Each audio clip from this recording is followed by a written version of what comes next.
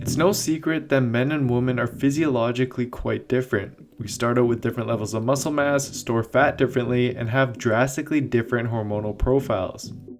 So it only makes sense that our approach when it comes to fat loss should drastically differ as well, right? Well, this is a yes and no answer. Despite our physiological differences and despite what mainstream media may promote, the optimal approach to losing fat will actually be quite similar regardless of gender. But with that being said, for the best results, there are also key differences that should be implemented in each respective routine. And in this video, I'll discuss exactly what those gender differences are and how to implement them in your training and nutrition. Let's start with training. For the most part, the basic concepts of training for fat loss will be the same for both men and women. Both need to put less emphasis on cardio and instead prioritize weightlifting on a regular basis and progressively getting stronger in the gym. This will not only aid in the fat loss process, but will also prevent you from simply ending up skinny fat rather than well-defined or toned with adequate muscle mass after all your weight loss and hard work. So focus on the weights and simply use cardio to speed up the process as needed. Now, as for the differences between how men and women should train, before diving into physiological differences, we need to first take into account gender-specific goals and how they differ. For instance, most men typically want a big chest, broad shoulders, a wide back, and big arms, and therefore their training should reflect this by emphasizing movements that target these areas. Whereas the vast majority of women just don't really place growing their chest muscles, for example, as a priority, and instead simply want more muscle definition while often placing a priority on growing their glutes. Therefore, in this case, women with these goals in mind should prioritize and add more volume to movements that target these areas and compensate by slightly reducing their upper body volume, for example. But training goals aside, there are also various physiological differences that should be considered as well. Let's start with the differences in training volume and frequency. Multiple papers have indicated that women actually seem to recover faster after their workouts than men do.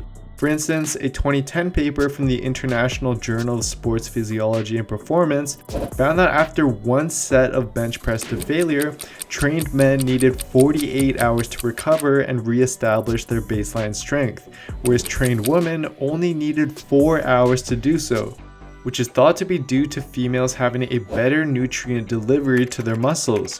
So as a result, they don't experience as much muscle damage from a workout as men do and can thus recover faster between sessions.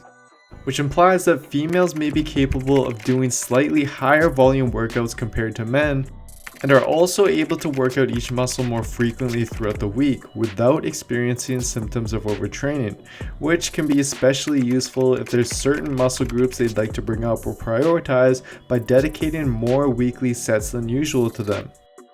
For similar reasons as previously discussed, women also seem to recover faster after a set than men do. For instance, a paper by Fulco and colleagues found that when the adductors were worked to physical exhaustion during a set, the female subjects were able to recover significantly faster for the next set than men could, especially during the first minute of rest.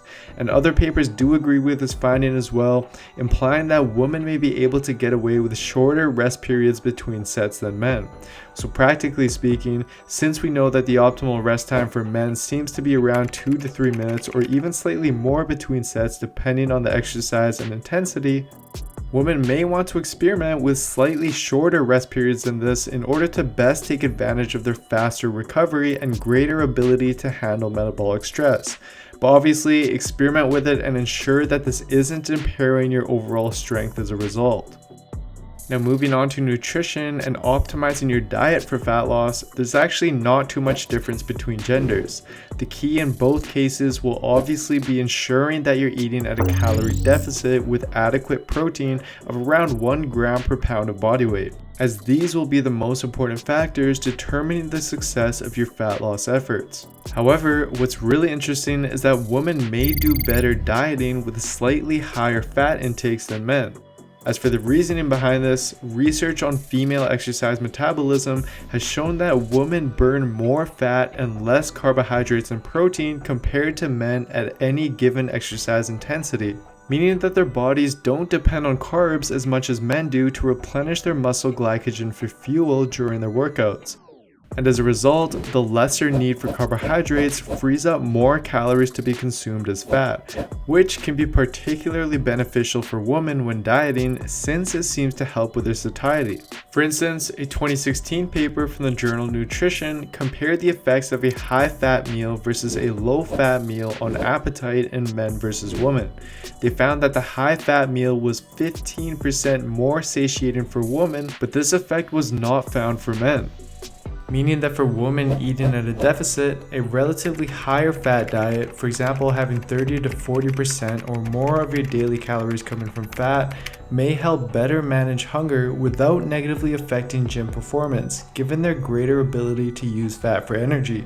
But in my opinion, the benefits of higher fats versus higher carbs when dieting is very individual, so I encourage you to experiment with it to find what works best for you.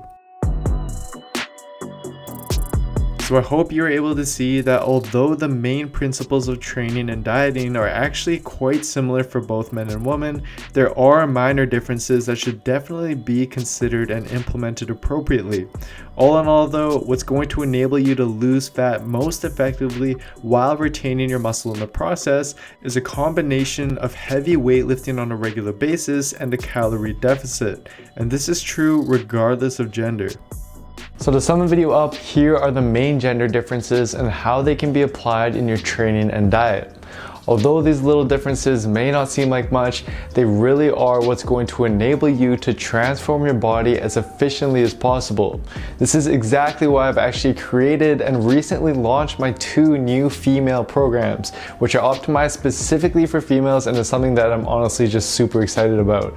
These programs, just like my existing male programs, are designed to transform your body from your starting point to a lean, toned physique in the fastest, most effective way possible. And to join the program, simply head on over to builtwithscience.com and take the body type analysis quiz I have up, which will determine what program is best for you. Anyways, I'd also really appreciate if you give me a follow on Instagram as well. I post a lot more informative content on a regular basis and videos that I think a lot of you will find really useful. As always, if you enjoyed this video, then please don't forget to give it a like, leave a comment down below, and subscribe and turn on notifications to my channel as well, as this all truly does help me out. Thank you so much for all the overwhelming support. I really do appreciate it, and I'll see you next time.